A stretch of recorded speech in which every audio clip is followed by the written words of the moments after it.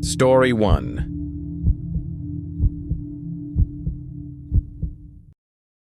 A young teacher leaves California to start over in a small town called Pine Hollow, Oregon. He thought he'd be teaching literature, living peacefully among the trees and fog. But on his first night, he hears a lecture echoing from the second floor of a school that's been dark for hours. The next day, a student appears in his class, but she's not on the roster. And the worst part is, no one else sees her but him. This isn't just a ghost story. This is the price of forgetting the dead.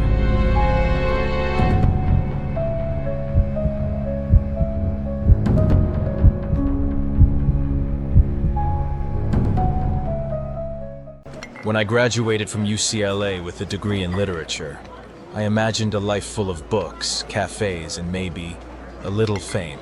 Coffee every morning, traffic jams every afternoon, and unfinished literary dreams. But that never happened. Job offers didn't come. Bills kept piling up. Then, one evening in late August, a call changed everything. We need a literature teacher, immediately. Free dormitory, 1-year contract. It was from a place I'd never heard of, Pine Hollow, Oregon. I accepted, because I had nothing left to lose. But part of me kept wondering, why the urgency? Why so far away? The bus stopped at a crumbling gas station. Flickering neon, rusted pumps. I was the only passenger who got off. A warped wooden sign swayed in the breeze. Pine Hollow, where the forest whispers. The air was cold and damp, even though it was early September. Everything felt soaked in silence. The trees loomed tall, black pines like ancient statues. And for a second, I felt like I'd stepped out of the world and into a memory that didn't belong to me. A man in his 50s leaned against an old Ford Bronco, wearing sunglasses, even in the clouds. "You're Jack? Get in," he said. "I'll take you to the school. It's about to pour." As we drove deeper into the forest, he glanced at me and asked, "Do you believe in ghosts?" I laughed, thinking it was some small-town joke. But something in his tone made the laughter stop in my throat. "This town has a few old stories," he said, "but don't let them keep you up at night." I should have known. That wasn't a joke. It was a warning. The school sat deep in the woods, like it had been forgotten or hidden. Gothic Art Deco architecture, built in 1912. The bricks were almost black from age, stained glass windows, cracked and missing pieces. It felt less like a school and more like a mausoleum. And still, I couldn't stop staring at it, not because of its beauty, but because I felt like something inside was staring back. "Your room is on the second floor, East Wing," the principal said. "Opposite the sports field. You'll teach homeroom for Class 10E. The dormitory was empty, the room damp, quiet. I closed the door and leaned against it, listening to the rain hitting the roof. I didn't know why, but my chest felt hollow, like I'd stepped into a play where the script hadn't been written yet. In the middle of the night, I was awakened by something that didn't belong. A voice, clear, rhythmic, measured. The derivative of x squared is 2x. It echoed from upstairs, not from a TV, not a radio, but from the classroom, the one that should have been empty. I held my breath and listened. There was presence in that sound, alive, real. I stepped into the hallway. No one was there. The darkness felt heavier than before. But instead of running, I walked toward it. Tuesday night, I took a walk around the school grounds after dinner. It started to drizzle. The air smelled of wet pine and old earth. Then I bumped into someone. A woman in a burgundy raincoat, long dark hair over her shoulders, an old umbrella in hand. "You're the new teacher." Her voice was soft, floating, like mist over the lake. I nodded. "My name is Haley," she said. "I used to teach here, literature." Something about her eyes. Melancholy, deep. Like they held things that should have stayed buried. She smiled gently. "Don't stay at school too late," she said.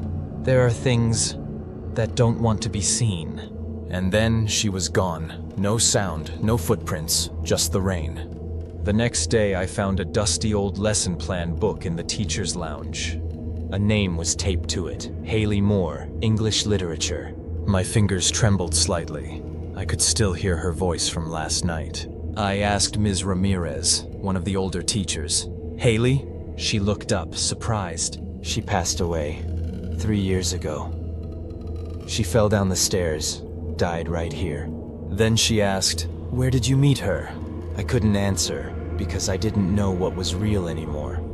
Class 10E had 33 students. That's what the list said. But on the first roll call, I counted 34. A girl with long hair sat at the back, near the window. She didn't answer when I called names. I asked, "What's your name?" The entire class turned to look, and then burst out laughing. "Are you kidding, sir? The seat's empty." I turned back. She was gone. No sound, no trace. Just that cold pressure on my chest, like the rules of reality were shifting. That night I couldn't sleep. I sat by the window, watching the trees sway in the wind. The pine forest whispered, like voices carried between branches. I thought about Haley, about the girl who vanished. I opened an old leather notebook. What used to be my teaching journal was now a record of fear. Footsteps in the hallway, lights that turned on by themselves, and the scent of jasmine. In a place where no flowers grew. I didn't tell anyone, because I couldn't even believe myself. By the 5th day, I had to know more. I told the office staff I needed curriculum files. Dana, a young assistant, led me to the archives. The basement, no lights. The air was thick with mold and forgotten things. I asked quietly, "Did someone named Haley Moore ever teach here?" Dinah hesitated, then whispered, "Don't look into that. The last person who did left without saying goodbye." I tried to smile, but my heart was ice cold. Friday night, heavy rain. At 2 a.m. I heard a knock on my door. Soft, repeating, patient. I opened it. No one was there. But when I turned around, a piece of paper was sitting on my desk. Old, yellowed, from Haley Moore's lesson book, same handwriting. But this one had red ink. A line written with a trembling hand. "Don't let it find you. It's not human." I read it again, and again. What is it? What found me? The next morning I tried to carry on, but when I entered the classroom, she was there again. The girl with long hair, head down on the desk. I walked over. "What's your name?" No answer. I tapped the desk. She slowly raised her head, eyes black as ink, skin pale as ash. Her lips moved silently. "Save." I stepped back, heart racing, hands cold, and all around me. The classroom was dead quiet, like no one else even saw her. I left the room, ran down the hall, gasping for air. Then, I heard it again. The lecture, coming from upstairs. I followed the sound, past the flickering lights. The classroom door was slightly open. I stepped in. No one. But on the board, a message written in red chalk. Today's lesson, how to die without being forgotten. I ran. Back at the dorm, I packed my things. I had to leave. But the door wouldn't open. Not because it was locked, but because something didn't want me to go. Something that was watching me. I waited until the house fell silent. Then I went to the West Wing, the one sealed off for renovations. The door creaked open. It was never locked, just avoided. The hallway was dark, the walls damp, breathing. At the end, a steel door. I pushed it open and found a spiral staircase, descending into blackness. I went down. Whispers filled the air as I descended.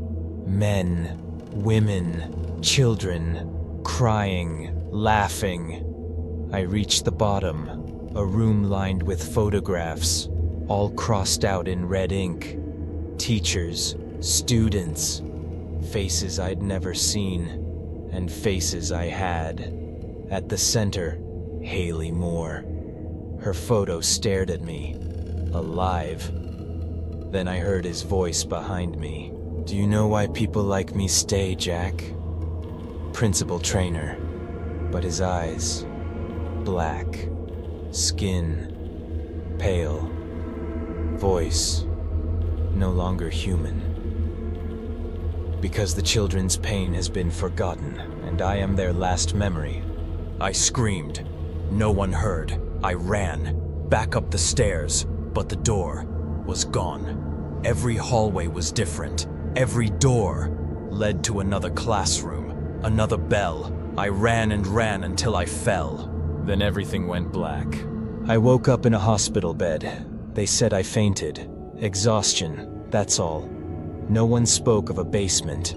No one remembered Haley, not even Dana. There were no records, no lesson plans, no photos, nothing. A week later, I left Pine Hollow. No goodbyes, no explanations, just a journal, left for whoever came after me. Its first page read, "If you hear a lecture in the middle of the night, don't answer." Now I live somewhere else, teach somewhere else. I show kids how to write stories, build their own worlds. But every night, before I sleep, I hear it. The sound of chalk, scratching against a blackboard. In my dreams, I'm lecturing to an empty classroom. And when I turn to erase the board, it's not my writing. Today's lesson, the price of being forgotten. I turn. Haley is standing there, her hair dripping, her eyes smiling. She never left that school, and maybe neither did I. If you ever step into a place where everyone says something isn't right, believe them and leave before that place starts rewriting you as part of its own history.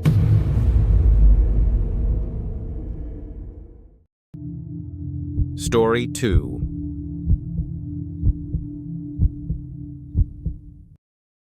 The creak of a rope tightens in the darkness.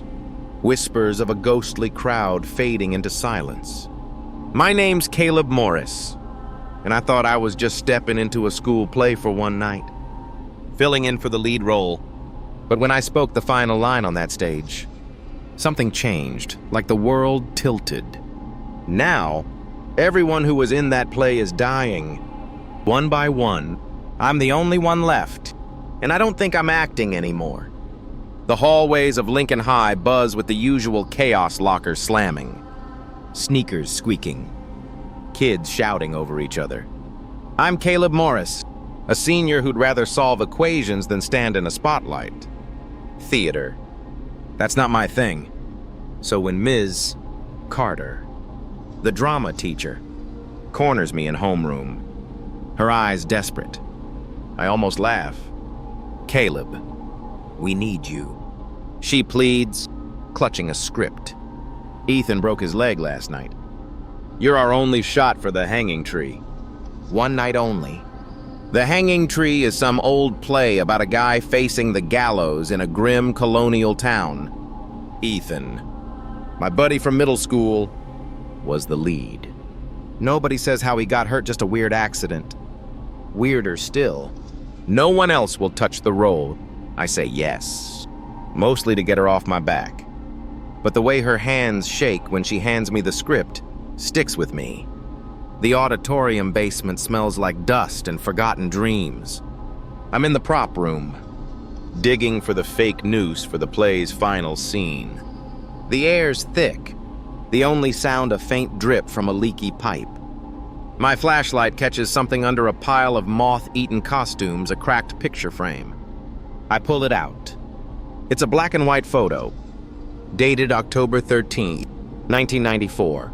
A kid stands on stage. dressed in the same tattered costume I'm wearing for the play. A rope loops around his neck. Not a prop rope. His feet dangle above the floor, and his eyes wide open stare straight at me. My hands go cold. I shove the photo in my pocket, but the image burns into my brain. In the cafeteria, trays clatter and kids laugh. But I can't shake the photo. I show it to Ms. Carter after rehearsal. Her face drains of color. "Just an old prop," she mutters, snatching it away. But Jenna, my co-star, isn't so quick to dodge. She pulls me aside in the parking lot, her voice low. "Caleb, that play's cursed," she says. "Back in '94, a kid died on stage. Reese Delaney, the lead. The noose wasn't a prop. He hung there, right in front of the audience. They banned the play after that. Why do you think Ethan's in the hospital?" Her words hit like a punch. I ask around, but every teacher clams up. Reese Delaney's name is like a ghost. Nobody wants to summon. The auditorium hums with nervous energy. I'm in costume. Heart pounding as the curtain rises. The play's a blur lines. Lights. The crowd's murmurs. Then comes the final scene. I stand on the gallows, fake noose around my neck, and deliver the last line. Let the gallows speak. The lights cut out. A scream rips through the dark. Above me, a rope creaks, loud and real. The audience gasps. Someone yells, "There's a real body up there." The lights flicker back on. It's just me, alone on stage, the prop noose limp. But my skin crawls like something's watching. The next day, the school's buzzing. Liam, the lighting tech, is dead. They say he fell from the bleachers at the football field, but nobody saw it happen. I go to the field after school, trying to make sense of it. As I stand there, a faint hum fills my ears, a melody from the play, soft and warped, like it's coming from inside my skull. I spin around, but no one's there. The air feels heavy, like it's pressing me down. I run home, but the song follows me, looping in my head. I can't sleep. I dig through old yearbooks in the library, looking for answers. In the 1994 edition, there's no trace of Reese Delaney, no photo, no name. But I find a newspaper clipping online. After the '94 performance, the entire cast died within a week. Car crashes, falls, suicides. Reese, the lead, was a transfer student with no records, no family. His body vanished from the morgue. The article calls it a tragic coincidence, but my gut says otherwise. Whatever happened back then is happening again. I'm back in the auditorium for a cleanup session. The door to the prop room slams shut behind me, the lock clicking on its own. My breath catches. On stage, a figure appears under the spotlight dressed in the play's costume. Head tilted at an unnatural angle, feet hovering above the floor. A raspy voice whispers, "Say the line again." I bolt for the door, pounding until my fists bruise. The lights flicker, and the figure's gone. But the air's still wrong, like it's holding its breath. Jenna finds me in the school parking lot, shaking. She tells me the rumors. Reese Delaney's body was never buried. Some say his soul's trapped in the play, bound by a secret line he wrote into the script, a line that curses anyone who speaks it. They say he's still here, she whispers, waiting for someone to finish his role. I think of the figure on stage, the voice in my head. I'm not sure what's real anymore, but I know I'm running out of time. I track down the play's writer, Mr. Ryder, a retired teacher living on the edge of town. His house smells like old books and regret. He admits the hanging tree wasn't his idea. He based it on a 1700s English manuscript, banned for summoning rituals. The final page was torn out, the last line scratched to oblivion. "I thought it was just a story," he says, avoiding my eyes. "But stories have power. Caleb, be careful." I leave with more questions than answers. But one thing's clear. This play was never just a play. Daryl, who played the executioner, is found dead in the auditorium. His body's posed exactly like his character's final scene, slumped, neck twisted. The security cameras show nothing but the stage lights flickering on and off. No one entered. No one left. I'm starting to see patterns. Liam's death matched the lighting cue. Daryl's matched his scene. The play's coming alive, and we're all part of it. I wake up in my room, mouth moving, reciting lines from the play. I'm sleepwalking, acting out scenes I never rehearsed. Each time I finish a line, someone dies the next day, their death mirroring the script. I try to stop, but the words keep coming, like someone's pulling them out of me. I'm scared to sleep, scared to speak. The play's rewriting my life, and I'm trapped in the starring role. Jenna begs me to destroy the script before I reach the final line, the one nobody's read. But that night, I dream of Reese Delaney. He's on stage, his neck bruised from the rope, eyes glowing under the spotlight. "It's your cue," he says, voice like gravel. I wake up screaming, the script open on my bed, my finger on the last page. The words are there, clear as day, waiting for me to read them. I sneak into the prop room, where the air's thick with dust and dread. This place was a prison during the Civil War, and it feels like it still is. Reese's shadow looms on the wall, his voice echoing. Finish the play. I grab the original script, my hands shaking, and light a match. "This role is mine now," I shout as the pages burn. Reese screams, a sound like tearing metal, and the room fills with smoke. His shadow twists, then vanishes. The fire dies out. I'm alone, clutching the charred script, my heart pounding. I wake up in a hospital bed. The doctor says I've been out for 3 days, found unconscious in the auditorium. No play happened, he insists, but my backpack's by the bed, the burned script inside. My phone buzzes with a notification, a video of me on stage, delivering the final line. No one filmed it. No one was there. Every night, I hear footsteps echoing from an empty stage. Yesterday, an email came an invitation to audition for a new production of The Hanging Tree. This time, I'm not the lead. They want me to direct. I don't know who sent it, but I know one thing. The curtain hasn't fallen yet. Story 3.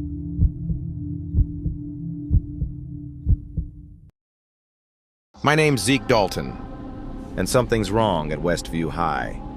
It started with the janitor, his eyes too wide, his smile frozen like a doll's, then Coach Ramirez, screaming at nothing on the football field, his voice splitting the air like he wasn't human. I thought I was going crazy, but the worst part, it's not just the teachers. Now my friends are acting strange too, and I'm terrified I might be next. I'm 17, a senior in a dead-end Ohio town where the cornfields stretch farther than ambition. Westview High's my personal prison lockers slamming, teachers glaring, and me, Zeke Dalton, the kid they call trouble. I skip class, talk back, but I'm not stupid. I notice things, like how Mr. Holland, our vice principal, disappeared after last period on Tuesday. No announcement. No search party. Just gone. Wednesday morning, he's back, strolling the halls with a smile that doesn't reach his eyes. They're empty, like he's a shell. I started a notebook that day, scribbling down every weird detail. Call it a hunch, but something's off. Thursday. I'm stuck in detention for ditching math. Coach Ramirez is supervising, which is weird. He's usually barking orders on the field. He sits at the desk, staring at me, not blinking. Not once in 10 minutes. His eyes are dry, glassy, like marbles. I try to focus on my homework, but my skin crawls. When I look up, he's still staring, his head tilted just a little too far. "You okay?" "Coach," I mutter. He doesn't answer, just keeps staring. I add it to my notebook. Coach R. Eyes don't blink. Creepy as hell. By Friday, I notice the water bottles. Teachers carry these massive, opaque jugs, Coach. Miss it. Harper from biology. Even the librarian. They sip constantly, like they're dying of thirst. Some kids, too. Kevin, this shy sophomore who barely speaks, has one now. I see him in the nurse's office, getting a Band-Aid for a cut. He's different. Too alert. Too calm. As I pass, I hear a whisper not from his mouth, but like it's coming from inside his head. A low, buzzing hum, like static with words I can't catch. I write it down. Kevin. Whispers. Water bottle. Not himself. Monday. I'm cutting through the gym to avoid Mrs. Harper. I freeze. Kevin and a dozen other kids are standing in the middle of the court. Perfectly still. Eyes locked forward. Mouths moving in sync, like they're chanting under their breath. It's not words, it's a rhythm. A pulse. Then, like a switch flips, they scatter. Laughing, acting normal. I asked Kevin later what he was doing. He looks confused. Says he was just shooting hoops. My notebook's filling up fast. Tuesday's biology class is a nightmare. Miss it. Harper wheels in a tank with something inside. It's slimy. Translucent. Like a jellyfish, but wrong. She calls it a new parasitic specimen found near Lake Erie. The class groans. But one kid, Jake, reaches into the tank like an idiot. The thing latches onto his hand, tendrils sinking into his skin. He screams, yanks it off, but it's gone absorbed. Misses. Harper smiles, says it's part of the experiment. Jake's pale, shaking, but by the end of class, he's calm. Too calm. I write, parasite, absorbs into skin. Jake's not okay. I tell my best friend Eric everything that night. He laughs, calls me paranoid, but promises to keep an eye out. Next morning, he's got one of those giant water bottles. I bring up the parasite. He stares blankly. Says he doesn't remember our talk. By lunch, he's avoiding me, sitting with Kevin and Jake, all of them sipping in sync. The cafeteria feels like a trap, kids whispering. Teachers watching. I'm alone now. My notebook, the only thing keeping me sane. Wednesday. I fake a headache to see Ms. Gillis, the school nurse. She's normal, or so I think. She pulls me into her office, locks the door, and whispers. They've seeded the school. It spreads through moisture. Don't drink anything. Don't trust anyone. Her hands shake as she hands me a sealed bottle of saline. Test them, she says. Before I can ask more, there's a crash outside. By the time I leave, she's gone. Later, they say she fell down the stairs. I don't believe it. That night, I sneak into the biology lab. The tank's still there. The creature inside pulsing faintly. I glove up, grab a scalpel, and cut it open. Inside, it's a mess of slimy tubes and glowing cells, like a brain sending signals. It twitches, then dies. The next day, Jake and 2 other kids don't show up to school. I check my notebook. They all touched the tank. I write. Creature controls them. Kill it. They drop. Thursday. I'm desperate. I use Ms. Gillis's saline to test kids I think are still normal. I splash some on Allie, the class president, and Marcus, a hacker kid who's always on his laptop. They're fine, no reaction. But when I test another kid, he screams, sweat turning black, eyes bloodshot. Allie and Marcus believe me now. We form a plan. Find the source. Stop it. I write. Saline exposes them. Allie and Marcus are clean. For now, Allie thinks the principal, Dr. Vance, was the first infected. She's seen him with the water jug since last month. At Friday's flag ceremony, she's about to confront him when she stops mid-sentence. Her eyes shift yellow, glowing, and her voice isn't hers. We've been watching you. Zeke, she says. Too smooth. Too cold. The crowd claps like nothing's wrong. I run, heart pounding. Allie's gone. Saturday. Marcus texts me to meet at the old chem lab. I get there, and he's with Allie, both infected. Their eyes are wrong. Their smiles too wide. Join us, Zeke, Allie says. No pain, no fear, just power. Marcus nods, holding out a water bottle. I bolt, locking them in the lab. I pour gasoline from the janitor's closet around the room. Light a match. The fire roars, and they scream not human screams, but wet, gurgling howls. I write, fireworks. They hate it. I've got one shot. Sunday night. I break into the school's maintenance room and shut off the water main. The pipes groan, then silence. I head to the biology lab, where the air's thick with steam. The tank's glowing now. The creature inside bigger, pulsating. Infected kids, Eric, Kevin. Allie block my way, moving like puppets. I douse the room in ethanol, light it up. The creature shrieks. The kids collapse, and I barely escape the flames.